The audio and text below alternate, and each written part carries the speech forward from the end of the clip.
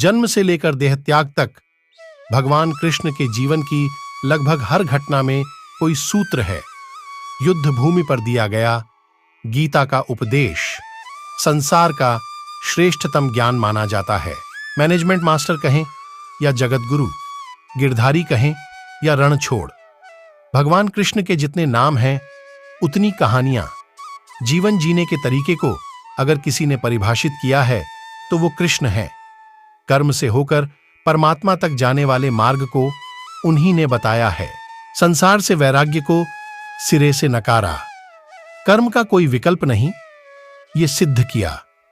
कृष्ण कहते हैं, मैं हर हाल में आता हूं, जब पाप और अत्याचार का अंधकार होता है तब भी, जब प्रेम और भक्ति का उजाला होता है तब भी। दोनों ही परिस्थिति में मेरा आना निश्चित है। वैसे तो कृष्ण का संपूर्ण जीवन ही एक प्रबंधन की किताब है, जिसे सैकड़ों हजारों बार कहा सुना जा चुका है।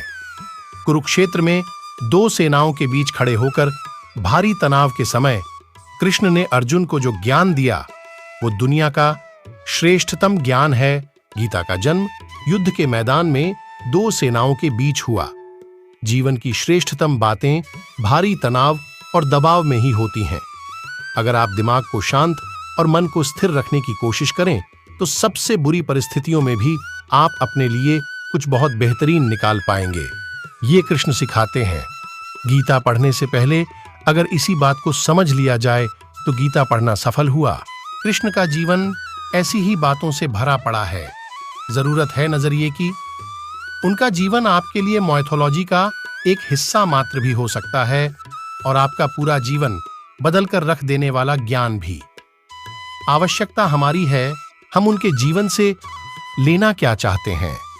कृष्ण मात्र कथाओं में पढ़ा या सुना जाने वाला पात्र नहीं है, वो चरित्र और व्यवहार में उतारे जाने वाले देवता हैं।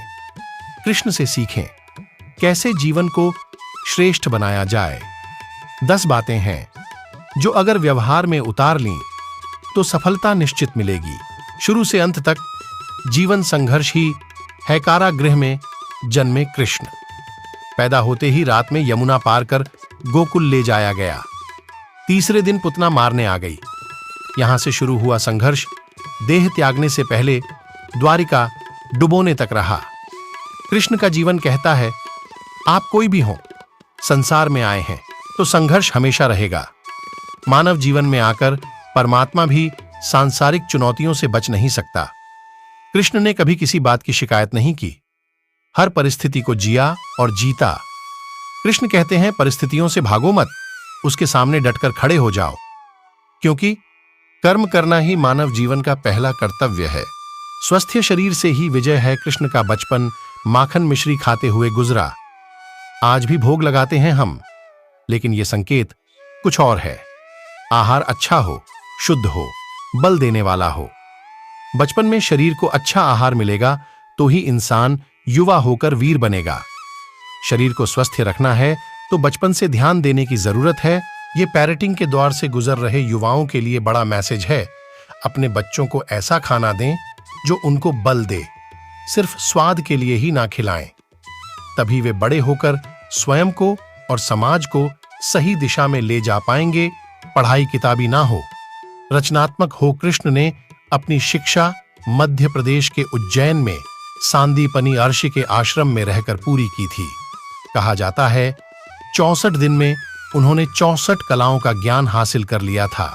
वैदिक ज्ञान के अलावा उन्होंने कलाएं सीखीं। शिक्षा ऐसी ही होनी चाहिए जो हमारे व्यक्तित्व का रचनात्मक विकास करे।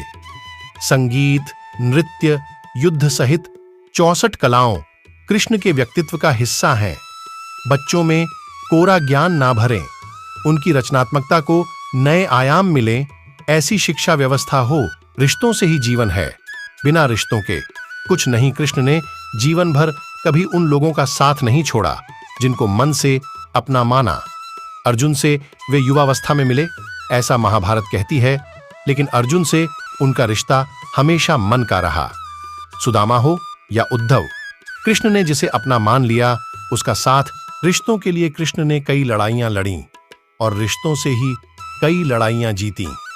उनका सीधा संदेश है, सांसारिक इंसान की सबसे बड़ी धरोहर रिश्ते ही हैं।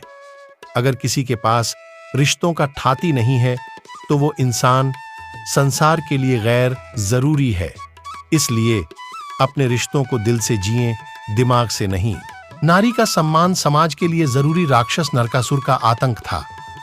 करीब 16,100 महिलाओं को उसने अपने महल में कैद किया था। महिलाओं से बलात्कार में उसे सुख मिलता था। कृष्ण ने उसे मारा, सभी महिलाओं को मुक्त कराया। लेकिन सामाजिक कृतियां तब भी थीं। उन महिलाओं को अपनाने वाला कोई नहीं था। खुद उनके घर वालों ने उन्हें दूषित मानकर त्याग दिया। ऐसे में कृष्ण आगे आए। सभी 16,100 महिलाओं को अपनी पत्नी का दर्जा दिया। समाज में उन्हें सम्मान के साथ रहने के लिए स्थान दिलाया। कृष्ण ने हमेशा नारी को शक्ति बताया, उसके सम्मान के लिए तत्पर रहे। पूरी महाभारत नारी के सम्मान के लिए ही लड़ी गई।